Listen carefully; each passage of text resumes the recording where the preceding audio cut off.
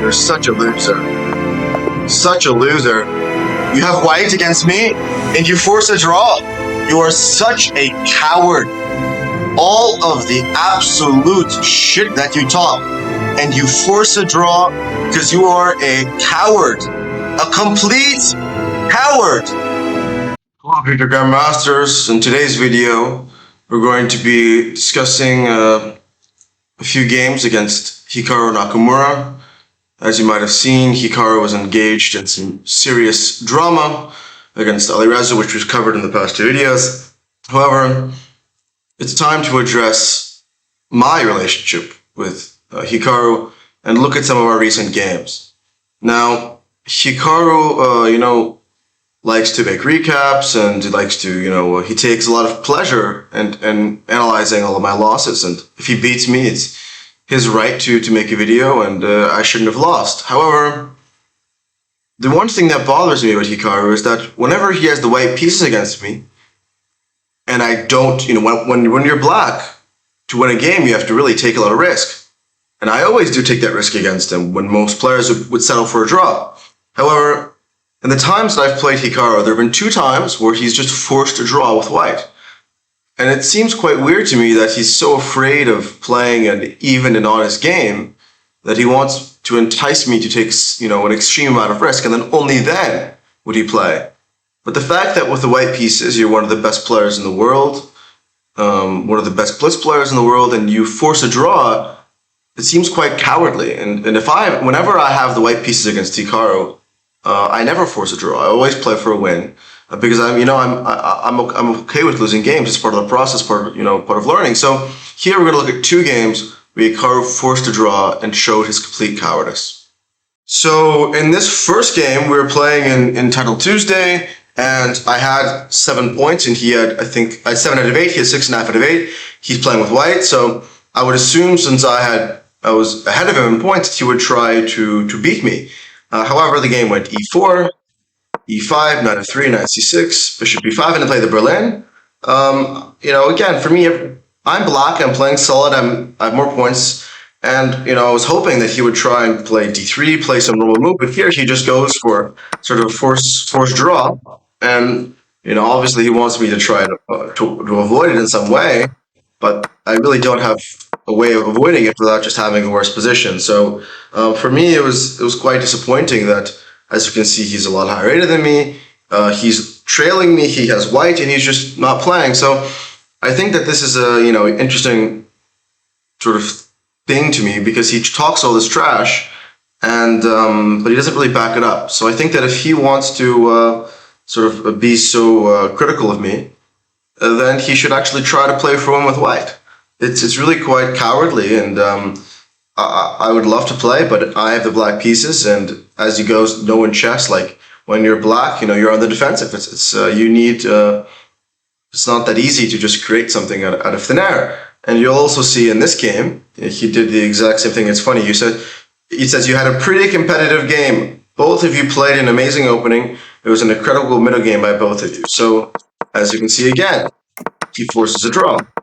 And I think these were both on Title Tuesday. Maybe one was Arena King. So it's quite unfortunate that he would do this. And I wanted to use this opportunity to talk about another thing with regards to Hikaru's, let's say, dishonesty and sort of fake media personality. I think that when you look at Hikaru as a person, and you are just a casual chess viewer, and you don't really know the history of chess and the chess world, it's easy to sort of look at Hikaru and see, oh, he's this nice guy, this blah, blah, blah. But in reality, while I might have a more controversial reputation, Hikaru's history in the chess world is not a pretty one. And one of the recent things that I noticed that really sort of disturbed me was that if you look at his kick viewership, I was watching his kick stream earlier today, and he had about 1,200 viewers.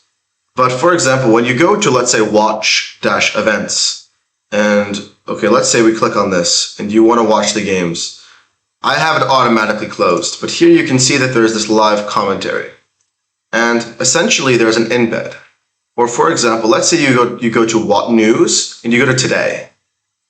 If you see right here, I'll lower my camera, right here this is what's called an embed. So this counts as a viewer.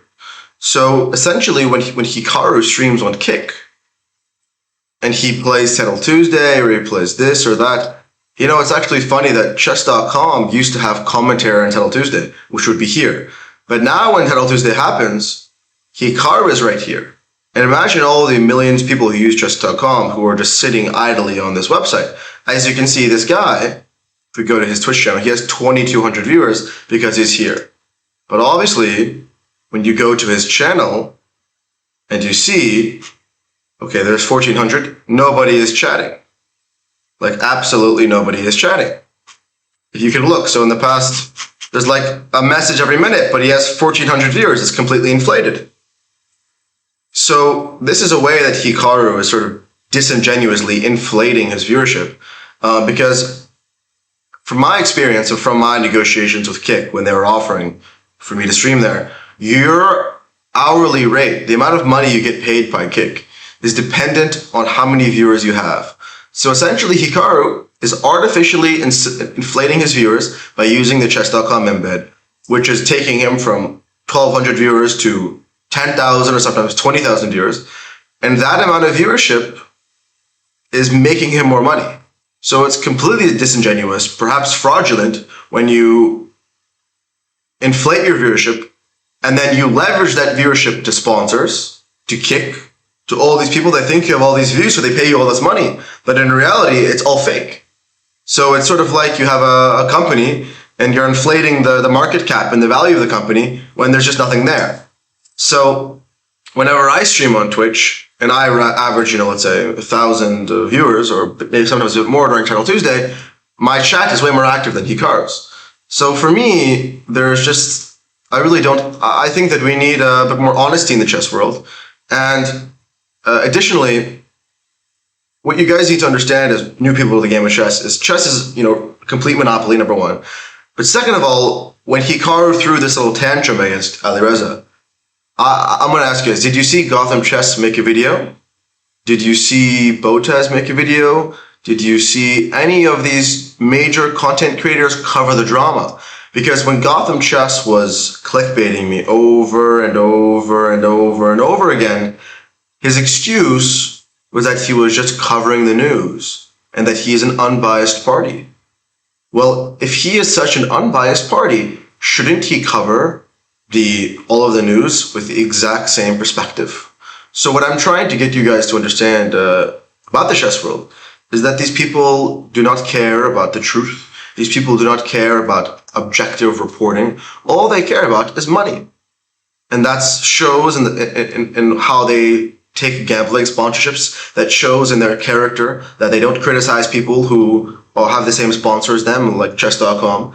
And that shows when they inflate their viewership. It's something that a lot of chess.com streamers do, and they benefit from this embed, which is completely, no one is watching the stream. You guys just see this? It went from 762 to 1,400 like this.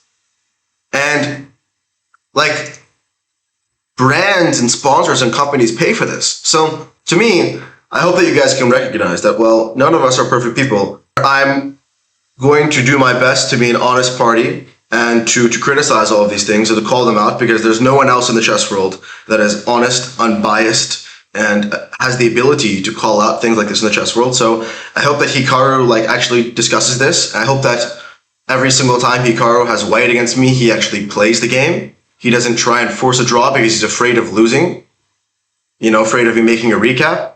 So to me, I think we need to get rid of all this preferential treatment for chess.com ambassadors, chess.com sponsors. I think that Hikaru should be punished for the things that he said about Alireza. Just like any other player would be punished for saying the same things.